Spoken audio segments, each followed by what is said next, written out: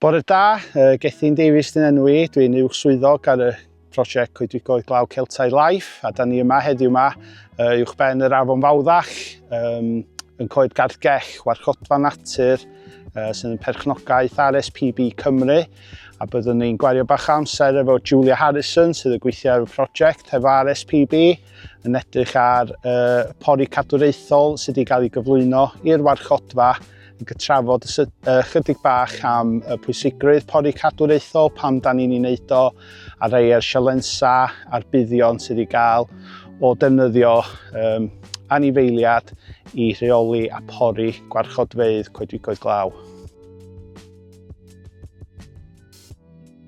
Hi, I'm Julia Harrison.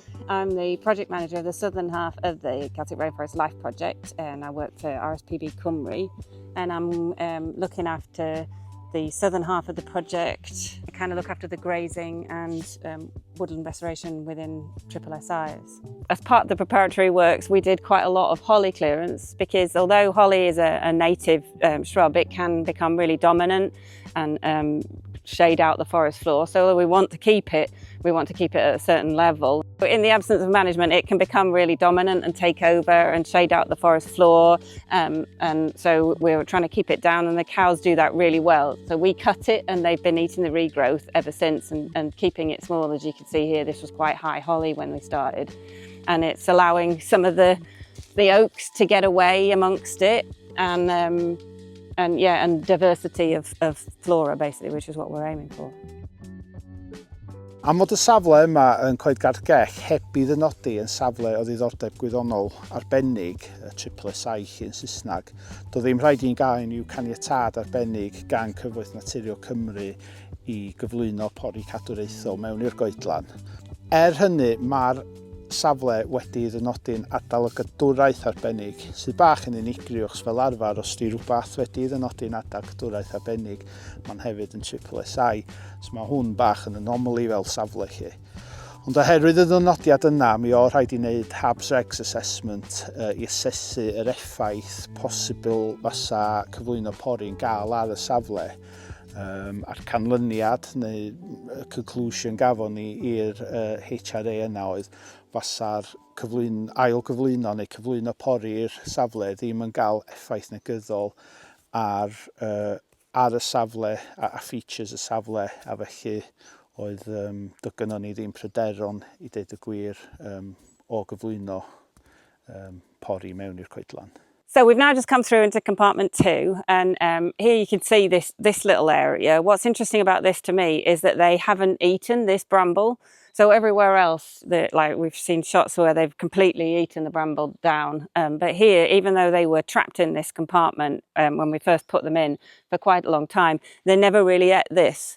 And I think it's possible, my theory is that bramble is lots and lots of different subspecies. And this is a subspecies that the cattle, for some reason, don't find palatable. And what's great about that is it's randomly creating a mosaic of habitats. So here we've got the bramble being allowed to get away because they don't like it. And if we were humans managing it, we might be just like routinely cutting everything.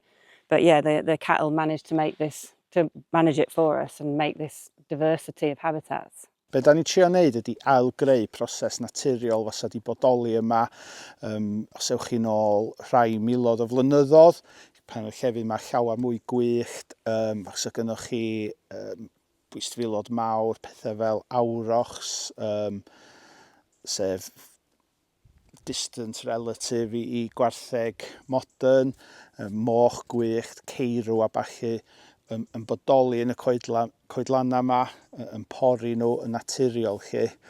Ond drwy'r canrifodd mae'r arferiad yna efallai wedi newid. Ar y pryd, pan gafodd safleoedd yma I ddynodi yn y 70au a'r 80au, efallai mewn sawl enghraifft o'na ormod o pori mynd ymlaen.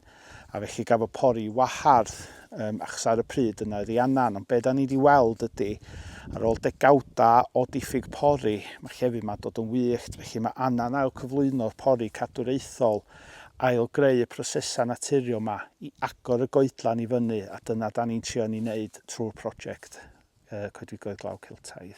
Here's a giant oak tree that we had in the past done a little bit of halo thinning around, and you can see all the lichen communities growing all over it. Lichens really like the bark of really old trees, especially down towards the bottom, because the pH is right for them. So it's really important to keep them clear of there being too much ivy or bramble sort of shading out the bottoms of the trees. Julia, this looks quite familiar. Is this one of the photo monitoring plots that you do? Yeah, so as part of the project, we're obviously doing monitoring. So we came in at the start of the project and did baseline monitoring for lichens, bryophytes, and then we did a thing called common standards monitoring, which is just a general sort of monitoring of the vegetation and the structure of the woodland and canopy cover and things like that. And we also did common bird census bird surveys. And then throughout the project, we've been doing photo monitoring. So coming in and finding the exact same spot, taking the exact same picture once a quarter every year throughout the duration of the project, so that you can see how the habitat has changed through introducing grazing and the management we've been doing. So I assume, like on this plot here, we've seen a reduction in the understory and the sort of bramble and so on. Yeah, massively. Like if you look at the early pictures, it was all full of quite big regenerating trees. So the first thing we did was come in and do a lot of clearance of those trees, and they've obviously regrown as coppice regrowth, but the cattle have kept on top of that. And then it was like waist high bramble, all this whole area. So you can see there is still bramble, but it's much patchier than it was before. It's now quite an open site. I mean, it depends on the photo monitoring spot. In a site like this, like you can see that it has massively changed and is a lot better than it was. But yeah, some sites, especially where you've got really high bracken, that the cattle don't deal with bracken that well, especially if it's really thick.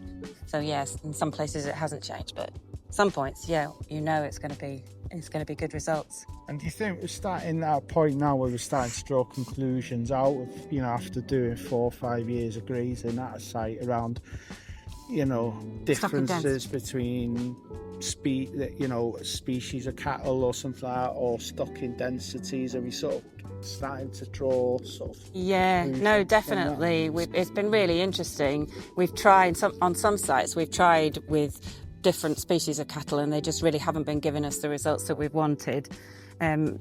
Highlands are really good for a site like this. They really like bramble. It's like one of their favourite things. They can also sort of hook branches of trees down, so they deal with this kind of scrub layer understory that we're trying to keep open really, really well. They're agile, they're hardy, they do well in the woods and put on condition. And whereas some animals, they just haven't liked it. Welsh blacks down in Gwerthfawr Dinas, they're quite happy in the woods, but they just don't like bramble. So they've been eating the trees more, and it hasn't really worked for us. So we're actually buying some highlands down there. But yeah, the different breeds. We've got Dexters in Abergwyn, and they're doing really well in there. And what they're good at is because they're quite little, and you tend to put sort of bigger numbers of them in because they're worth less as a stock unit. So you can put more in, and so they move about in a gang, and they will trample the bracken a lot than if you're just putting like 2 Highland cows in an area. They make tracks through it, but they don't tend to trample it. And I'm guessing as well with Highlands, they're quite docile. So, with a site like this, where there is public access, it's not overly busy. I think we've seen one person here in a couple of hours being here today, but people do come here to walk their dogs and recreate. So having an animal that is quite comfortable around people is quite important. They're very friendly animals. And do you think we've got to a point now where we think, okay, this is the ideal for a temperate rainforest site, this is the ideal sort of stocking density? Yeah, so definitely. The magic number, if you like. We thought when we started that we could have like up to 12 cattle in this site, and that was when we were thinking we were only going to graze 38 hectares of it. And it has worked out that 2 to 4 cattle for this site is more than adequate. Is like the perfect level. So that's the magic number of 0.08 LSU per hectare per year seems to be at the sort of maintenance level. So if you're starting off and it's quite high vegetation, you might want to put more animals on to start. But once you've got it to what you want, that's the maintenance level we've been finding. We're using no fence on the cattle, which is a technology that allows you to draw lines on a map and keep the animal within those lines, using like a sound barrier. They walk up towards the barrier and they hear this sound, and the sound gets louder and louder, and eventually they'll get an electric shock if they don't ignore it, but they learn quite quickly to stay within the boundaries. And it also helps you locate the animal, which is really useful for graziers in woods. Like in a wood like this, it's really hard to find your cattle, and this shows you exactly where they are. You can see that we're quite near to one there, and then the other one's just over that rise. And then you've also got a heat map showing you where they've been over the last week. So this boardwalk is new, and we've had to put this in because the cattle have been in here treading in this. It was already an open mire. We always walk across it quite dry in the summertime before, but it's an example of them being ecosystem engineers, that by hanging around in this area and trampling it, they've made it permanently wet. So now it's a much better habitat for amphibians and dragonflies all year round than it was previously. So you can see the steepness of this path, and the grazier has to bring his cattle down this path to go to the handling facilities at the bottom when he wants to either remove them or do TB testing or something. So this can be a really awkward business for him. And it's really good that the cattle are so docile and so tame. They just follow him with the bucket. He just makes sure that there's no members of the public coming up the footpath at the time, and they follow him down, because as they're going downhill, what he says, they don't really have any brakes. So they kind of go at the speed they're going to go. So you have to make sure that there's no public coming up the path or using the track at the same time. So this is a Highland cow cattle crush. And it's quite a big structure, because we were thinking at the time that we might have up to maybe 12, 15 cattle in here.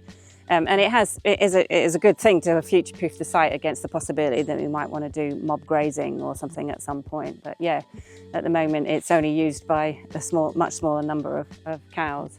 But as part of the project we did lots and lots of walling and fencing. So it was mild. There were lots of dry stone walls already through the site, and probably these were like grazing compartments that had been used in the past. So we just restored all of those walls. It's invaluable to have a project like ours that is funded to come along and install all that infrastructure at the beginning of a project. But then you do need some mechanism. We were talking about the difficulty of grazing a site like this, and you tend to have to pay the grazier. It's just difficult.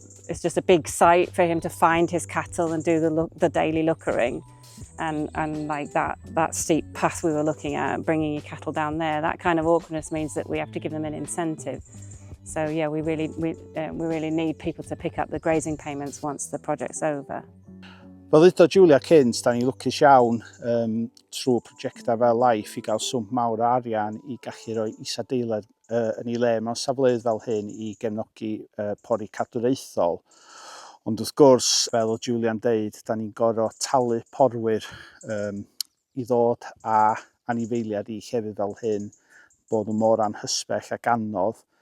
A tra bod Project Life di gallu pigo'r taliadau i fyny yn y tymor byr, yn amlwg mae arian project fel arfer yn time limited. Felly da ni edrych i'r dyfodol sut da ni am ariannu hynny.